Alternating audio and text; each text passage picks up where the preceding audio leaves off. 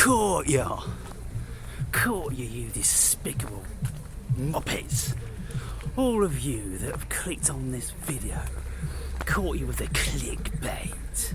Not often I deploy clickbait, but when I want to insult muppets, then I do. And so I've got you, all of you that don't normally watch my videos, you're not avid viewers, you despicable vermin. Yes, thinking that I always knew the Wake and Brave was a drug addict. That's why he's always telling the sheeple they're the sheeple and the automaton and he's better than us. Yes, true. I am on drugs, people, I am on drugs. And that's why I'm better than you. I'm better than all of you that are not on the same drugs. And by the way, hello, sweetheart. There's my little mate. Look, this is my little mate. Hey, come here.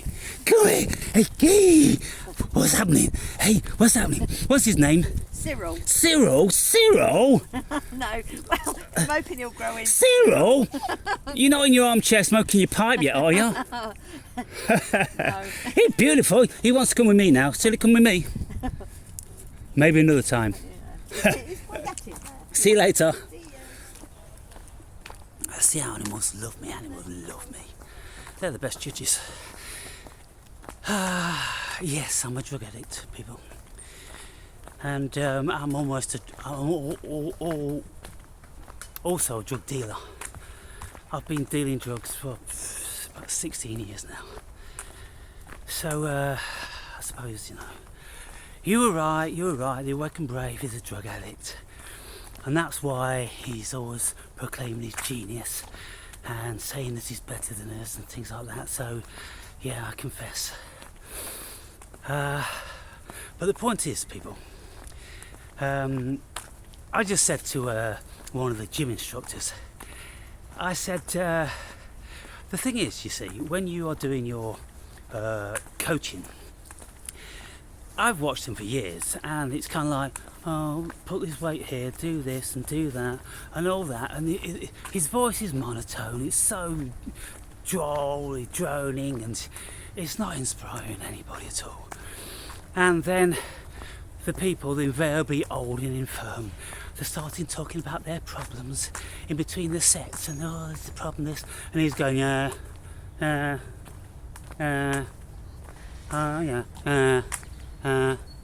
that's it. And so I said, you know what? The thing is about this physical workout, the curious thing about the body is that if you don't put the body under duress, then the body starts to atrophy. It starts to die, people. And that's why we can see in the Western world the walking dead.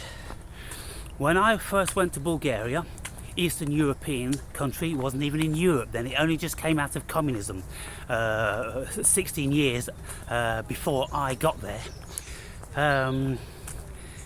It was very, very rural. There was hardly any cars in the city, and everyone was very, very poor. And in the little villages where I was prospecting, I was buying property and land and building, there were, 80, 90-year-old couples, male and female, sitting on little carts drawn by donkeys. They were still on horse and carts drawn by donkeys, people. And they were working on their land, and that's their complete survival. They would, rear sheep and goats and rabbits and chickens, and they would plant all their vegetables, and they would have orchards of all different sorts of trees. When I bought my properties in the village, every single one of those properties had orchards. I had a whole grapevine on one of my properties, and one of the old neighbours used to make the wine and then bring me, my quota of the home produce. And I had cherry trees, almonds, walnuts, pears, peaches, apricots, apples. What else did I have? Probably hit most of them there. Oranges, lemons, all those different sorts of things. And then people would keep bees in the village, And I had chickens, I had 13 chickens, so I had copious amounts of chickens. I'd swap my eggs with people in the village for pots of honey and for fresh garlic and tomatoes and all different sorts of things.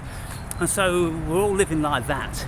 And people were living to be, very old. Why? Because they were using their bodies every single day. Because the body is this level of creature.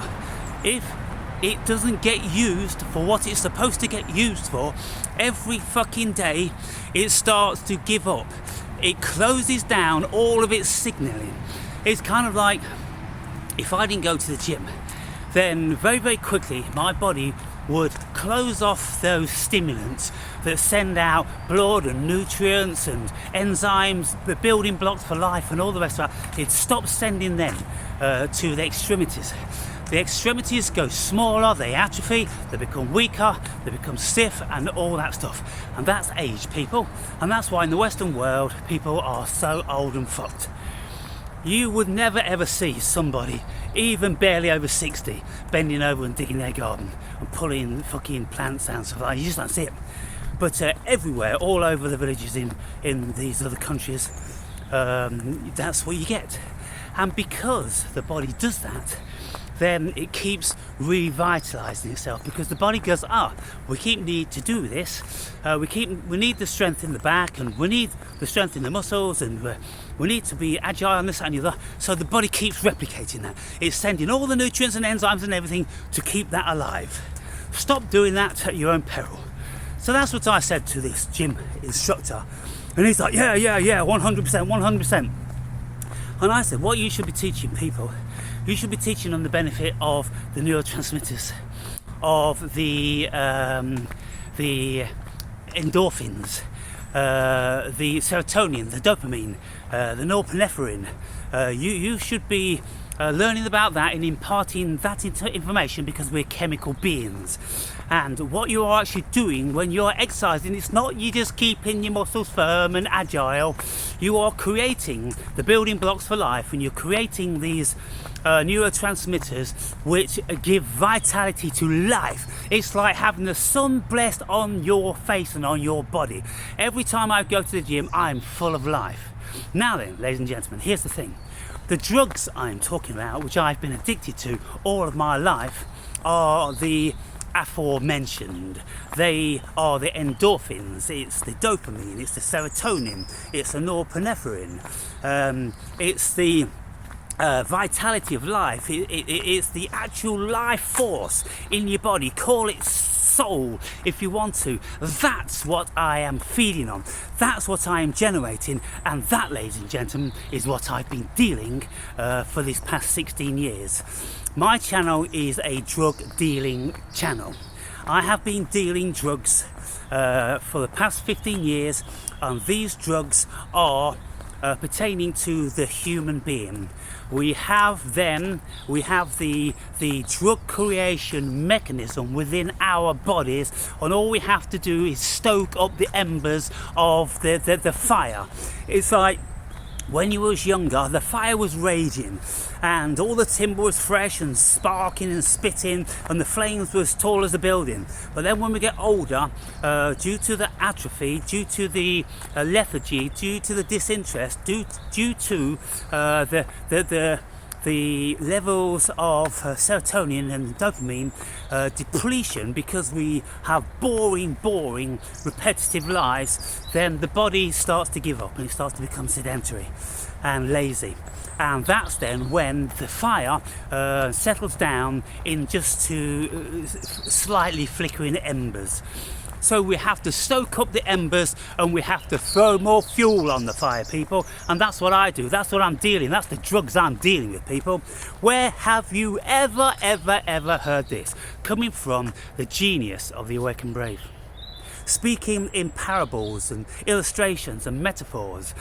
vastly more inspiring and more wise than anything Jesus said, talking about throwing a handful of grain. If you throw it onto the hard rocky ground, then nothing will grow, the seeds will wither and die. If you throw it in the weeds, then the weeds will strangle the plants. If you throw it into cultivated fertile ground, then the plants will flourish. Oh, fucking genius, Jesus. I can see how you're running rings around the awakened brave with that one. Yeah, some fucking knobhead. By the way, he's in the snake pit now.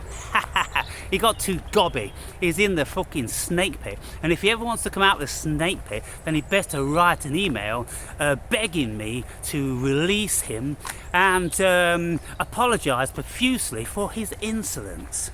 Until he does that, he'll remain in the snake pit, in the dark, dank abyss, where he can never ever hiss or with his tongue in daylight ever again. And he told me he's a very dangerous, powerful man. Yeah, well, look who's the fucking powerful one now. Goodness me, these people are fucking idiots. Anyway, yes, the Awakened Brave, the drug dealer. You can see I'm a drug dealer, can't you? It's obvious. It's written all over me. And you're always high as a fucking kite, Aaron. You're always on something. When I was talking to this fucking cunt in the gym, the bald-headed twat who cycles in a suit of fucking armour, he's like this when I talk to him because of the energy.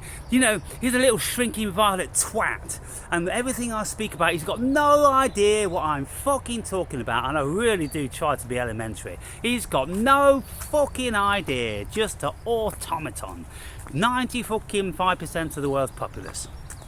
And he goes back like that. He actually recoils, and he's going like, well, you know, can't talk to you when you're on something like that. And I'm like what? What do you mean, like what? I said the sun's fucking shining. I've got the endorphins pumping through the fucking body. I'm high, man. What the fuck's wrong with you? Why aren't you high? You just do all your fucking girly exercises. There's never any change in your features. There's never any change in your composition, disposition, nothing. You're just a fucking drone. Fucking cunts. Fucking despicable cunts. My God. There's only a few of us, people. There's only a few of us. And like the Highlander, just like the Highlander, there was this film called The Highlander. This guy, he comes from another fucking constellation. He came to find the others. And that's what I'm doing. You know, I'm a voice in the wilderness, just like John the Baptist, a voice in the wilderness. So all these people, they're all talking about me. I'm a reincarnation of all these people. John the Baptist and Jesus were real reincarnations of Elisha and Elisha.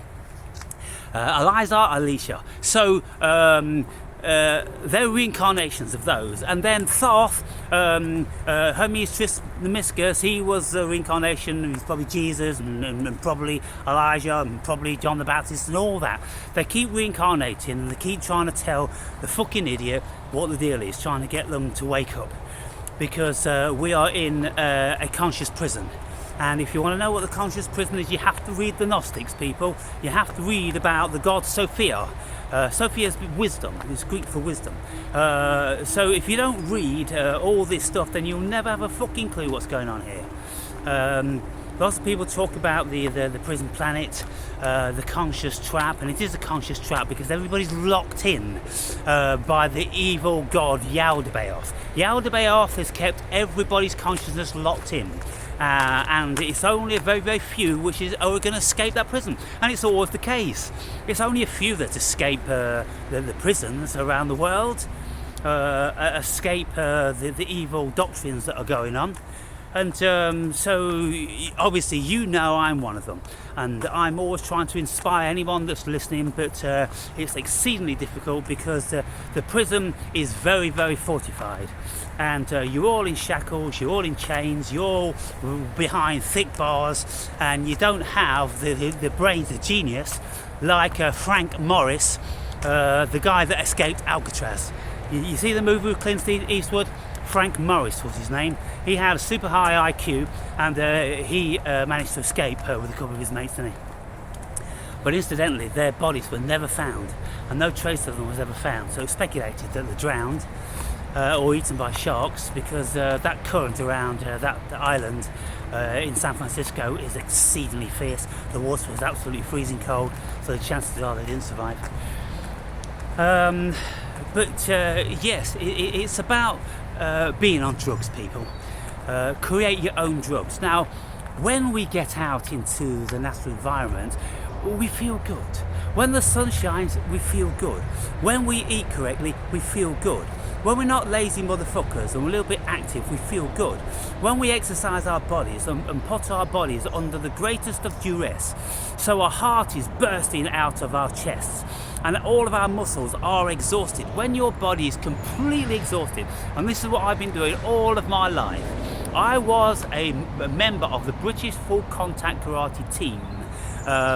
There was a membership in Britain of 5,500 of the strongest karate on the planet, full contact karate, and I was a member of that team for 3 consecutive years. And there was only 6 of us. There's 2 lightweights, 2 middleweights and 2 heavyweights, and we would then go to world-class tournaments and compete within open tournaments with all different sorts of martial arts organisations. And that's been my life, and I entered into 16 of these world-class tournaments and won many fights and trophies. I had a cabinet back home with about 14 major trophies and lots of other little ones. I had my Great Britain official badge and my blazer, and we used to travel with the organisation, all expenses cost, to different countries to compete. And so I've put my body under the greatest of duress, and when you do that, every single cell in your body is alive. Every single strand of muscle fibre in your body is alive. Every neuron in your brain is alive, people. And that's then when the kingdom of God makes manifest. You enter into the kingdom of God when you are doing exactly and precisely what the cosmos has created you to do.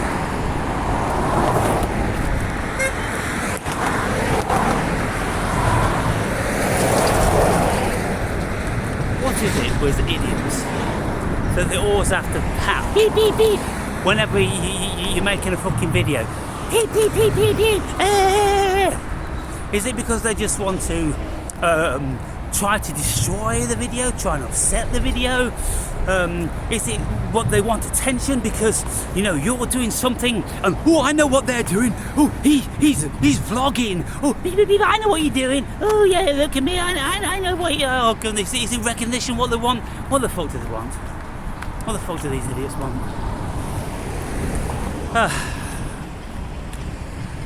Drugs, people. Drugs. Anyone that's known me, started 16 years ago. You knew I was on drugs from the very, very beginning. Travelling around the world as a drug addict. Climbing mountains, scuba diving on the Barrier Reef, on shipwrecks, trekking through tropical jungles, potholing 1.5 miles under the ground in Guatemala, going to these Guatemalan fucking temples and pyramids, climbing the fucking Great Pyramid of Giza, lying down in the sarcophagus of Giza, going to see Tutankhamun's artifacts in Cairo Museum. I've done a billion things, and it's all been made possible by the drugs in my mind and body. And any of you that haven't done any of that shit is because you're not on the drugs, people. You've got to open up the fucking closet. You've got to open up Pandora's box of your own innate drugs, and you've got to feed on those motherfuckers. You've got to set them free. But it's not easy. You can't just say, oh, drugs come into my body. Oh, drugs make me strong. Oh, drugs make me brave. Oh, drugs make me enjoy life. Oh, drugs bring about pleasure in my mind. No, you have to do it. And much of what we do when we are drug addicts, we drive through pain and we drive through suffering, because the glory, people, is at the end of suffering. It really is climbing the proverbial mountain. I've climbed a real mountain. I've climbed Mount Kilimanjaro. It took 7 days. It was, in actual fact, one of the hardest things I've ever done in my life. and I came very close to death on that mountain. And but when you do that, you enter into a different state of being, into a different state of consciousness. And when you are 20,000 feet up in the pitch black darkness, which is adorned by 1 billion stars, and they're as big as fucking dinner plates, you go, wow, wow, wow, wow. And you are there, seeing that, feeling that, experiencing that, being it. And you know, and when I was on the point of death, I just completely resigned myself to it, and I never had a care in the world, because it was the most natural and glorious thing that I came from the cosmos and I was going back to the cosmos. But as it happened, my guide, he started pulling me and pushing me up the fucking mountain. When I was just like, oh, fucking hell, it's fucking amazing. I had altitude sickness and exceedingly dehydrated. You're walking like this. You've seen these movies on Everest. You're walking like that because the air is so thin. At 20,000 feet, 20,000 feet, people, is only 8,000 feet less than the summit of Everest. Only 8,000 feet. And so, you know, and that, Mount Kilimanjaro is the tallest mountain in Africa. And so amazing, incredible things, and they've all been made possible by my addiction to drugs. And so, you know, again, if you don't have the drugs within you, at least partially naturally, then you can't create more, or you can't open up the portal to more. If you don't have the gumption or the drive, the desire to go to the gym and exercise, then you're never ever going to get strong, big, muscular, fat, fit, and not fat, fast, fit, and all that. You're never going to be this perfect human being. You're never going to be able to function in the best possible way that your body is designed to. Whether you're short, tall, you know, whatever, you know, shape you are, you make the absolute most and the best of it. And so, if you are not an adventurer, if you don't get the endorphins from the kind of the unknown, the potential danger, because every time you travel, when you travel on your own like I have done, to many third world countries and off the beaten track, meeting all different sorts of strange people, lots of people that want to use you, lots of people that want to abuse you, lots of people that want to rob you, lots of people that want to take advantage of you. You got to be savvy, people. And you know, when you do this, you learn an enormous amount, and it's a challenge every single day. You've got to keep your wits about you. I used to just get on a plane and just go to the other side of the world with very limited funds. And people always just say, oh, what are you going to do when you get there? I said, I don't fucking know what I'm going to do when I get there. I tell you what, I'm going to use my fucking head. That's what I'm going to do when I get there. I'm going to exercise my God consciousness when I get there. It's the world, so, you know, it really isn't any fucking different to this country I'm fucking living in now. Because everything that ever I want to do, whoever I approach, nobody has ever fucking known what I'm talking about. I've always been the first person to ever fucking do it. In this particular way, I've always been the one that's been contesting lawyers, contesting courts, contesting the bureaucrats, contesting the government. I've always been the one that said, no, I'm doing it this way, this is the way I'm going to do it. Oh no, you can't do it that way. Oh no, we're not allowing you to do it that way. And what happens? I fucking do it. Now then, some of you will know about how I got into the USA in the height of this COVID stuff, when the American government told the world that nobody is coming into America unless there's very special circumstances. And I said, well, I come into one of those special circumstances. Why? Because I'm God consciousness and I'm a sovereign being, and you can't prevent me because you don't have jurisdiction over borders and things like that. Only cosmic consciousness, God, has that authority. And so, do you know what, United States of America, I'll be seeing you fucking soon. And what happened? I was in America. And then some people say, yeah, well, serve yourself right, because what you did, you went to prison, and this old fucking... It was the best thing, one of the best things that ever happened to me. Going to prison in the United States, in that hellhole of a fucking penal system, which is all about fucking money. It's all about revenue, that's all it's about. Well, it was just so brilliant. Why? Because what it did is it gave me the perfect opportunity to really see what metal I was made of. To see what was the efficacy of my years of meditation, of my years of psychoanalysis, my years of weight training, physical fitness, martial arts, my years of self-study, my years of travel. Well, when I went into that hellhole of a penal system, well, it goes without saying that I was renowned for being super intelligent. This English guy's super intelligent, and it wasn't too long before they knew that I was a national champion, black belt in full martial arts, full contact. And I was initially celled up with the ruler of this wing, and he was a neo-Nazi, he was fucking Aryan, he was full of fucking muscles and fucking big swastika on his fucking chest and tattoos on his head and all that. Well, within a fucking couple of weeks, he was under my hypnosis. I could do more press-ups than he could, I could punch more than he could, he couldn't kick, so I could kick, and I could think him out of a fucking paper bag and all this sort of stuff. And so, you know, how fortunate, you know, God's been blessing me, the cosmos has been blessing me all of my life. It placed me on that wing with the top man, the man who run the wing, because there's people that run these fucking wings, people. Whether you know about the American penal system or any penal system, you'll know that they're fucking gangster institutions. And so, everyone's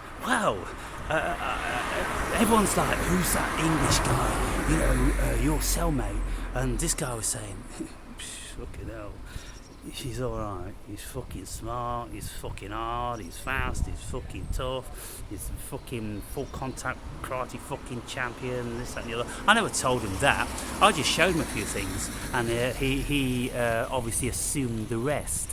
You know, I taught him how to punch, because there were fights going on in there between Mexicans and the Aryan race, and there were just pathetic scuffles.